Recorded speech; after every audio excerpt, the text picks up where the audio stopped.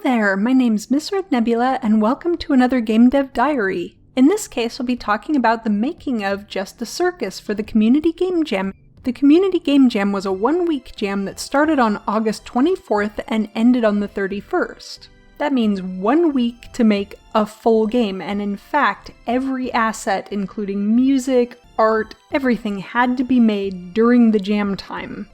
The jam ended up with over 1,000 entries by the end of it, and then there was a 2-week rating period afterwards, and I think my final count for the number that I played and rated was 169. I might have gone a little bit overboard, but as this was my first game jam, I really wanted to make the most of it.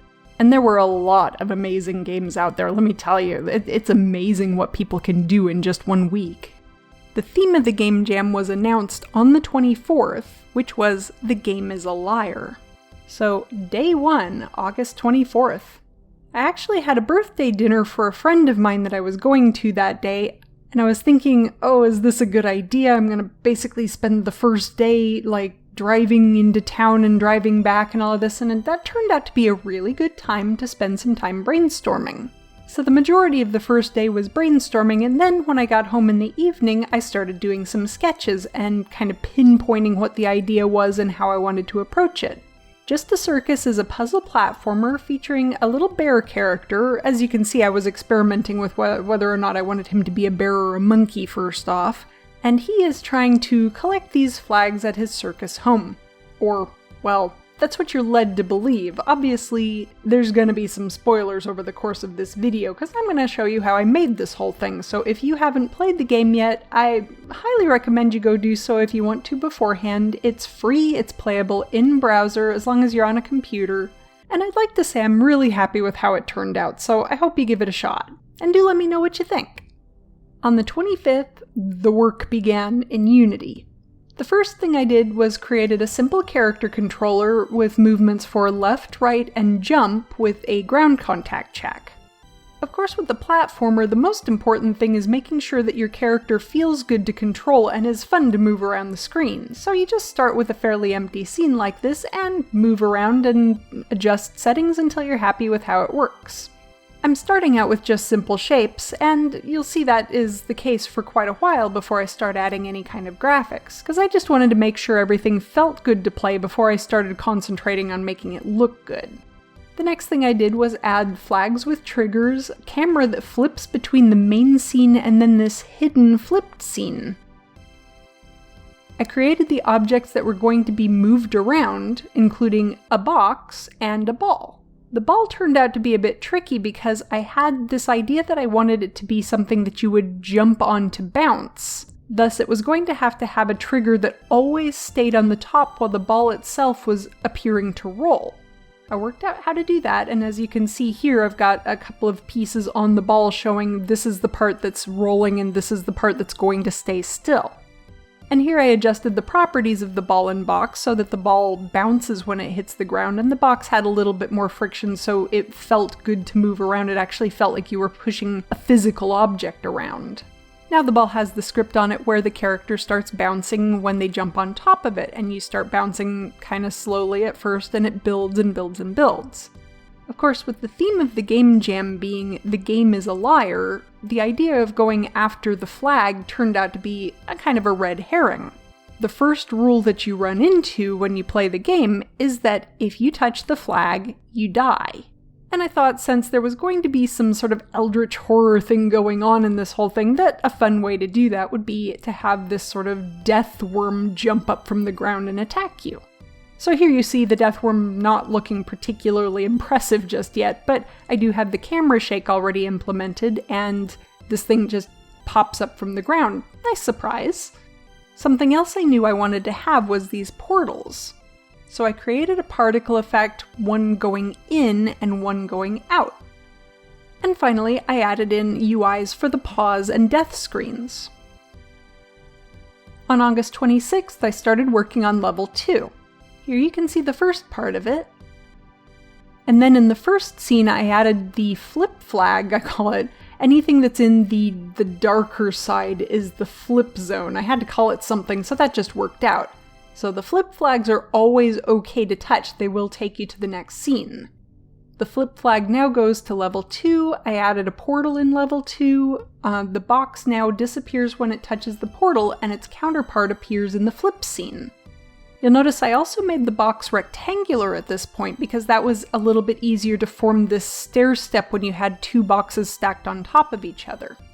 And then you have the yellow ball that appears up at the top of level 2 that is the last thing that you have to push into its portal before returning back to level 1 again and finishing the game. Here I also added the ability to reset the objects when restarting the game. On August 27th, I set up the main menu. Here it's got the about and the settings, and everything works, you can move between them. Also added in these creepy text messages in the flip scenes so that you had a little bit more of a clue about what was going on and how the game was in fact lying to you. And I added in the rudimentary third scene. Now, the game can actually be played fully. And at the end, you get to a screen that tells you you won. Since the game was now technically playable but not very pretty, on August 28th, I started working on the artwork. There was quite a lot to do, and there were a few more things on my wish list that I would have liked to have done, but I just didn't quite have the time, so I concentrated on the things that I knew were going to be super important. The little bear character himself, the boxes, the balls, and the monsters. On the 29th, I started integrating all of this artwork in with the actual game, so we've got the bear, no animation just yet, the flag, particle symbols for the portals, the animation of the death worm, the sky monster, these tentacles. Now the first level's pretty much done as you see it here. And then when you run across the crates and the balls, they're all also completely finished now, and the crates have these symbols on them in addition to a little color swatch to give you a clue that this goes, like the green goes here with the green portal. And at this point I started working on the animations for my little bear. Here you can see the idle animation, the walking, and jumping animations added into the game, along with a celebration scene and then a little bit of a fearful look as the ground starts shaking before the deathworm jumps up at him. Everything after the 29th was kind of a blur. After this point, I was working full tilt to get the game finished in time for the deadline, which in my time zone was 12 noon on Saturday the 31st. So I pretty much forgot to take any more videos. Everything else was basically tailoring the graphics on the second and third levels, making funny noises in a microphone so we could add sounds. That was both me and my husband doing that. And he also made the music, and I integrated that, along with tailoring this pitch down effect when you entered the flipped part of the level. I thought that was pretty fun, and it really gave a sense for things are getting dark and weird and scary over here.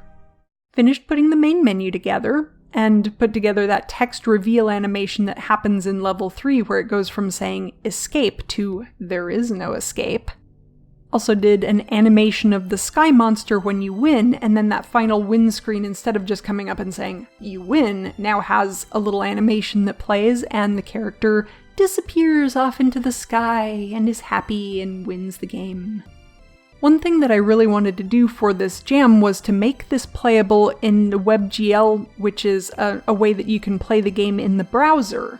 Thought that that would make it so that, anybody who is playing on a computer, whether it be a Windows machine, Mac, or Linux, would be able to play the game without a problem. So I did do an early test about a day in advance just to make sure I could upload a WebGL build that worked, and then ended up uploading my very final version before the jam actually started with, I think it was 2 minutes to spare. And there you have it. That's how you make a game in 1 week. Or at least how I made a game in a week. Now, of course, there's plenty of stuff that I still want to do with this. I had put together a Trello board, which is a kind of a note board that you can use online, with my list of here's all the stuff that I have to put in the game to make it actually function, and then here's all the stuff that I'd really like to include in the game if I have time. I think this was a really good way to do it because my wish list, while I didn't really get to do a lot of the things on that list, means that I did organize myself in such a way that I could finish the jam and felt comfortable and confident making this game within the 1 week time limit, but I still had plenty of stuff to go back and do if I wanted to revisit it. I also got a ton of amazing feedback over the last couple of weeks, and this has been one of the most valuable things about having done this game jam. My other games have not garnered a lot of feedback. I've had a few people play them and say, yeah, they liked them, and that's great, but at this point in my attempt to make games, the thing that I find to be the most valuable is constructive criticism. And I got a lot of it. Not a lot of negativity, which I was kind of surprised given that this is only really my third proper game. And I was very, very happy and gratified to see the kind of reactions I was getting from people. There were certainly some problems with it, a couple of bugs, certainly, like things would get stuck against walls and stuff like that, so that's one of the first things that I really do want to integrate a fix for. And then there's just some fun stuff I'd really like to put in there too. So my intention is to take an additional 1 week period to kind of finish off all of the stuff that I really wanted to have in the game but just didn't have time to do in the first week. I'll always have the original version available to play, but then the new version will be the sort of official version of the game. So that's it for this one. Feel free to like or comment, and if you want random updates from my little world of art and gaming, subscribe. If you enjoy what I do and are interested in supporting the channel, please check out my Patreon or go check out the games I've got over there on itch.io. A huge thank you to my current patrons and anybody who goes and plays these games. You're amazing. Please do let me know what you think. That's all for now. Bye!